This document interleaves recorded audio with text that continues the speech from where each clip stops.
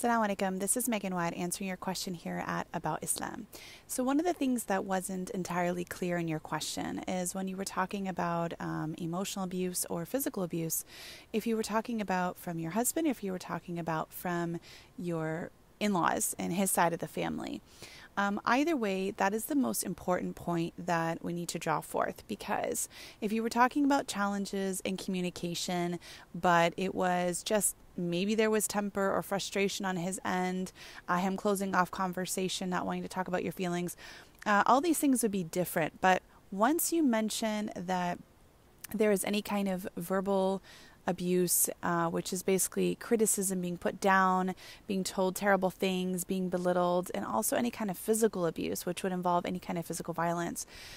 All marital counseling conversation has to change. And the reason for that is because your safety is always going to be the number one priority of anyone that you talk to.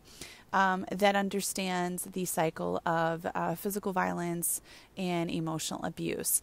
There is a cycle that's involved in that. For some people, that cycle is longer or shorter, where there's a physical act of violence or an emotionally abusive, episode, and the person completely losing their temper. And then maybe there's a period of calm, and during that period of calm, you're also trying very, very hard to do all the right things in order to avoid their temper.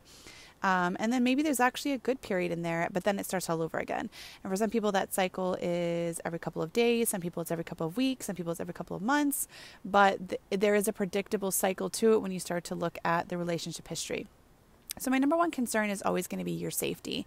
And so if you are dealing with a husband who treats you in a manner in which that is not in line with Islam, he is not kind, he is not gentle, he is not able to have reasonable conversations with you, he doesn't take your opinions into account, and on top of that, he is violating the safety of your person in your own home with physical violence, anything that goes against, the teachings of Islam. In this case, it is absolutely your right and a necessity that you seek intervention and help in order to make sure that the abuse doesn't continue or could get worse. And so in this case, you do have the right to speak to your family, to speak to, a male, specifically your father, an uncle, a brother, someone that would take care of you, would have your best interests at heart, and someone who is emotionally refined enough or Islamically knowledgeable enough to know that it is not your fault for, having, whether it's a husband or in-laws who are emotionally abusive or physically abusive towards you. So you do need to pick this person carefully. And from there, the goal is to see if an intervention can be staged between you and your husband or his family, where in which you stand up for yourself and you invite him to, whether it is to get help or put an end to his behavior, however that is, possible for him, whatever consequences would be staring him in the face if he doesn't stop.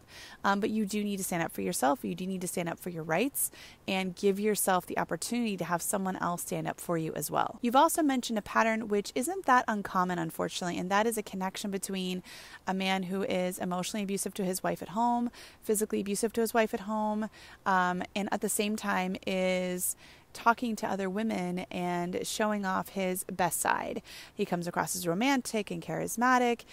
He may be having online affairs where in which he's having emotional affairs.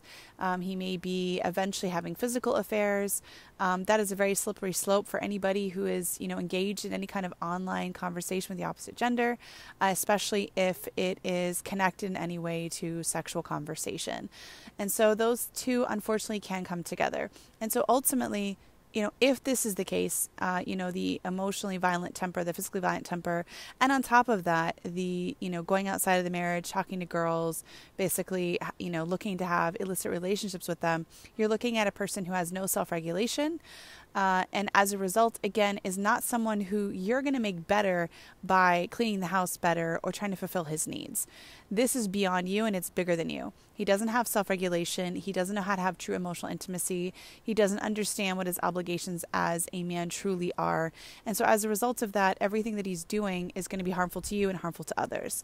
And so even if the people around you, whether that's his family or his siblings, or even if it's your own family, tries to tell you, hey, look, this is your fault. This is your job to fix. This is your mess to clean up. I just want to be the one person to tell you that this is not your fault and it's not your mess to clean up. What you do have to decide is, can you stay or should you go? And if you choose to stay, can you handle the circumstances that you're in without it harming your iman, without it harming your mental well-being, without putting yourself in danger? If you choose to stay, what would be the result or the goal of having intervention where you involve other family, where you stand up for yourself, where you make an invitation for him to get help? If you chose to leave, what are the consequences of that? What would you have to stand for there? What other challenges might come your way? But for sure, as a person who cares deeply about anybody who's in a situation where they're in pain, I would implore you to take care of yourself and stand up for yourself and do whatever it is that you can to make sure that your Islamic rights are met. And again, doing this carefully because you have somebody who is, abusive ultimately around you, or people that are abusive that are around you. And the final point in that is the following. If you feel like you can't leave, absolutely can't leave, you can't do anything, you can't go anywhere, you don't have any options right now, at the very, very, very, very minimum right now is to let go of your expectations of what it is that you think he's supposed to do or how he's going to respond to you, because his pattern of behavior has proven that he's not interested in caring for you emotionally. If everything in your question is true and there isn't anything else, I would need to know to understand your guys' relationship. I'm truly answering this on face value. But if it is as you have painted it, and it's been like that pretty much since the beginning, then you need to understand that this is the person that he is right now. And so rather than whether it's questioning yourself and what you're doing, if you're enough, if you're trying hard enough, if there's something else you need to figure out, or, just constantly feeling let down because you try to talk to him and he doesn't care. You try to talk to him and he gets angry. You try to talk to him and he shuts you down. By changing your expectations, you can also protect yourself from being further hurt. And while I understand that that's not very pleasant to have to lower your expectations of your spouse, it is bringing your expectations to match the reality which he's created, the reality of the person that he has demonstrated that he currently is. So yeah, inshallah, if he could get counseling, if he could get some family involved, if he could talk to a religious figure, if he'd be willing to recognize that he is hurting people around him, then yes, inshallah, he can definitely change and grow. But if he's not able to recognize that there are severe consequences to what he says and what he does, then again, it's really going to come back to you making that firm decision about what you want, who can help you, and which path it is that you want to take. So I ask Allah subhanahu wa ta'ala to guide you to what is best for your dunya and your akhirah, to give you patience as you go through this challenge, and to give you the support that you need to make a decision that's best for your future. Thank you so much for writing in. Assalamu alaikum.